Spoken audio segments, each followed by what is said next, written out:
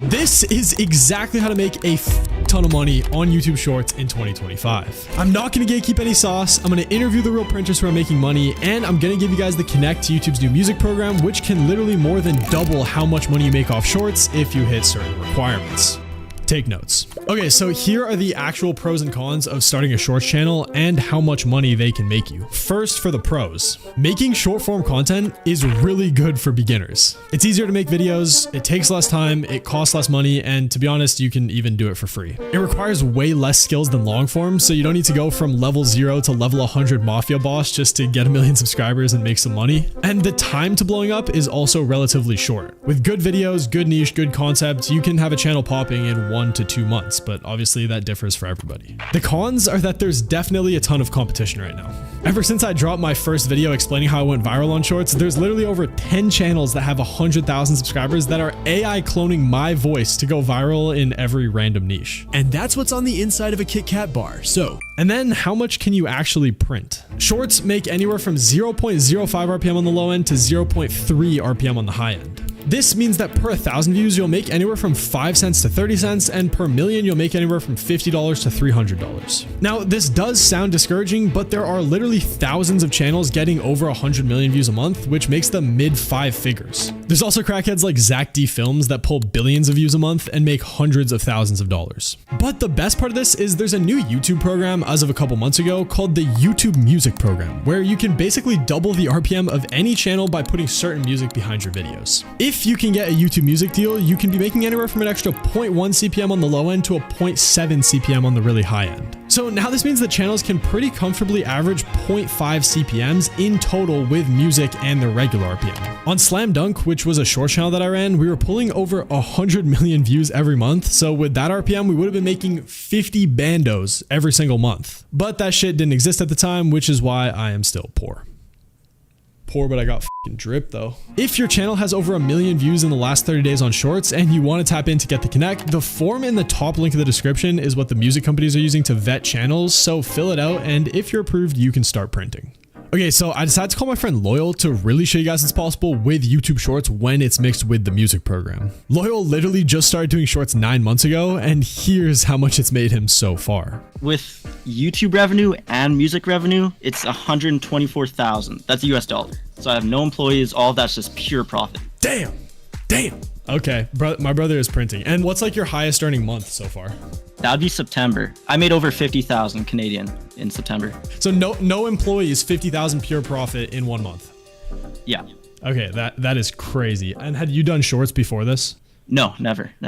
Okay, so now that you know what's possible, here's how you can actually print, go viral, buy a Hellcat, and make you money as a teenager with YouTube Shorts. The first step to starting a successful Shorts channel is sipping Johnny Walker in the war room with Tristan and Okay, no, but for real, the first step is actually to find your niche, and here's how you can do that. You basically have 3 methods. The first is that if you already know generally what type of content you want to make, you should just look it up on YouTube. If when you look it up on YouTube, there are already people that are posting and pulling views, this is amazing because you can literally just copy them and make yours 5 or 10% different and start printing. Exactly like my friend Sins did. He made 180 bands in just over a year doing Shorts by copying what already works and making it slightly different. Yeah, so this one short that probably took me 2 hours to make earned me that. What I will say is, like, I saw this exact video on the platform with 90 million views before I even made it. Wow. So you saw 90 million views, you're like, let me copy it, make it 5% different or whatever, add my make it a little bit better. Yeah. 115 million views, 13 bands. Exactly. I didn't have to create anything, and I'm not a genius. I'm no smarter than anyone, right? The second method is there's sites like ViewStats by MrBeast where you can sort from the top performing channels every single month in specific niches. So if you want to look at the top gaming Shorts channel in the past 28 days in America, then you can find the top 100 and just figure out one that's already printing and copy them. This is my IRL friend Didino, who got into Shorts literally 5 months ago and already hit 600,000 subscribers by just copying people. I found a channel that I thought was making really good videos, and I thought I can make mine literally like a little bit different, and like it worked. If you find someone who's done it, just try to make your content somewhat different, and if you can make it even better, make it even better. The biggest thing is like don't rush crap videos and follow a niche that's already successful. Goated. We're patenting this, Dean and I, is the Zoink and Twist method. You just steal someone's shit, make it 5% different, and call it a day. And roll with it, yeah. I think the quote by Pablo Picasso is something like, good artists copy, but great artists print on YouTube Shorts by using the Zoink and Twist method. So yeah, just look at something that's working and change it 5 or 10%. The third method is most of the time when I find my niches, I'm honestly just doom scrolling and paying attention to the content that I'm watching. When I did Slam Dunk, I had just trained my For You page on YouTube to just show me a ton of celebrity stories and ended up going with that. This is sauce. The algorithm is so good at serving you content that you can just train your For You page to show you exactly the type of content that you want to make and take a ton of notes from what's doing good. Step number 2 to making $1 billion off of shorts is the checklist. So this is super important, especially if you're a beginner. Literally what I want you to do is go and look at the top channels in your niche and just make a checklist of every single thing that you notice they're doing. Whether you like it or not, the top performing channels just make significantly better videos than you and have patterns that they've picked up on that you probably don't know already. So literally just watch their videos and write down everything you notice about their content. For Slam Dunk, the checklist I made said things like eye-catching first clips, high quality video clips, don't show any kissing or dangerous activity. The payoff needs to be visually illustrated at that point in the script. The first sentence is the hook to get them to stop, and the second sentence is a rehook to say. First half of the second sentence needs to feel like it's getting into the video, and second half needs to be a rehook. Example, I show speed accident with his house on fire.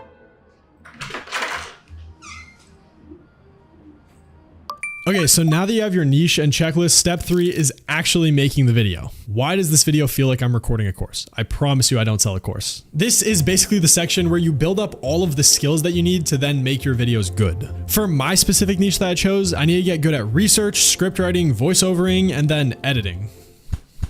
If I were just starting out, I would definitely edit all of the videos myself. I first blew up my Not Luke YouTube channel by editing all the videos myself, and I had 0 employees, and it taught me basic skills that I needed to go further. But if you're lazy like me, you can hire out an editor or partner with one. To hire someone, I pretty much always find them on Twitter or something like ytjobs.com. And to partner with someone, I would build relationships with friends, probably once again through Twitter, and just get to know them and then eventually launch YouTube channels with them. Basically exactly how I did with Daniel.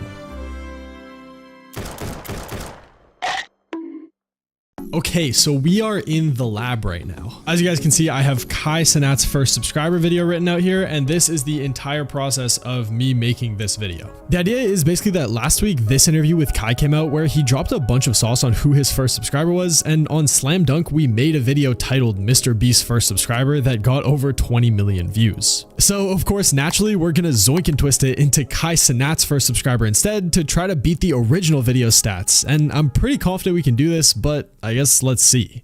Who is Mr. Beast's first subscriber? You may think I'm literally gonna go sentence by sentence. Who is Kai Cenat's first subscriber? Banger hook.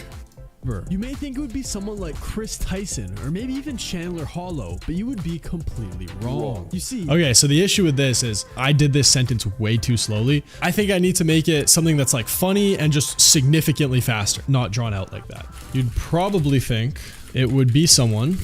Who would be Kai Cenat's first subscriber that's funny? Duke Dennis. You'd probably think it would be someone like Duke Dennis or maybe even his mom, but it's not. Significantly faster, way better. We're going to the moon. After copying the first 2 sentences and making them a bit better, here I really just need to get into the video or people will start scrolling. So I'm going to start off this next sentence with the word see, because every time you say see, it feels like you're getting into the video, and then I'm just going to keep saying whatever Kai said in the interview.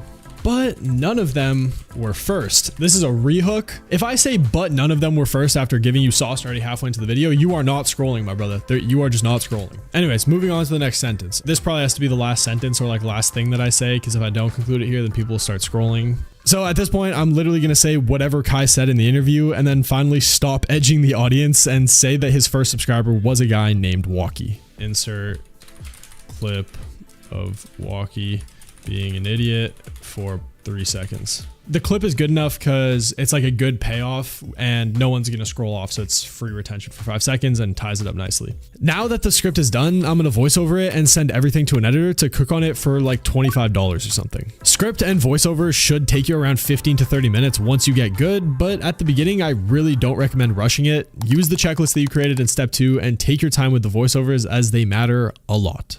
Now, while the editor is cooking on the video, I'm going to drop a ton of sauce and answer your guys' most asked questions about shorts. How often should I post? You should make one good video a day and really just get into that iteration cycle. When you actually blow up and start making money, then you can look at maybe posting more, but really until then, just post one good video a day. What editing software should I use? Everyone asking me this, should have just Googled it, but use something like Premiere Pro. Where do I find background music? I find it on Epidemic Sounds or YouTube. The Slam Dunk song is called East Hills Instrumental, but you should probably find your own. I'm stuck in view jail. No, you're not. That shit does not exist, my brother. Your videos just aren't good enough to blow up. Keep posting, making better and better videos, and I promise you over time, you will get some viral videos. Also, these are some patterns that I notice among a ton of people that I help launch shorts channels. Most people suck at voiceovers. I have literally personally voiced over 5,000 videos and my first one sucked too. You can definitely use AI to get similar great voiceover results. There's huge channels that print using AI voices, and if you want to do this, you should use a program called 11 Labs. Next is that you shouldn't underestimate how much the small things matter. We do a ton of revisions on even a 30-second video because people are so wired to scroll away if anything gets boring for even half a second. Okay, so step number 4 is to understand analytics. This is the section where you can 100% make your videos bangers. For shorts, there's 3 main things that you have to pay attention to. The swipe rate, the average percentage viewed, and then the retention graph. On the video we just made, the swipe rate is less than 20%, which means that less than 20% of the viewers swiped off the video in the first 4 seconds. The average percentage viewed is almost 98%, which for this niche is really good, and the retention graph is pretty much flat, which is exactly what you want. A massive drop in your graph, of course, means that people clicked off of the video, so you need to try to figure out why that is and fix it for your next one. The one thing that you have to keep in mind here is this whole process is about iterating. You simply will not go viral with 3 shorts posted, and you guys all severely underestimate how much you need to post to get good. The iteration cycle is literally post a video, look at the analytics, try to understand one thing you can do to make your next video better, post the next video, look at the analytics, and it's just a cycle. Literally, you are just trying to beat your last video every single time. Also, to temper expectations, I'm supposed to be like a shorts god or something like that, and we'll still post 20 or 30 videos that get 0 views. You literally just have to keep making better and better videos, and the cool thing about it is all of your first videos that get 0 views over time when you hit momentum will have millions. But now I'm going to check to see if we were able to beat the original Slam Dunk video with our patented zoink and twist method.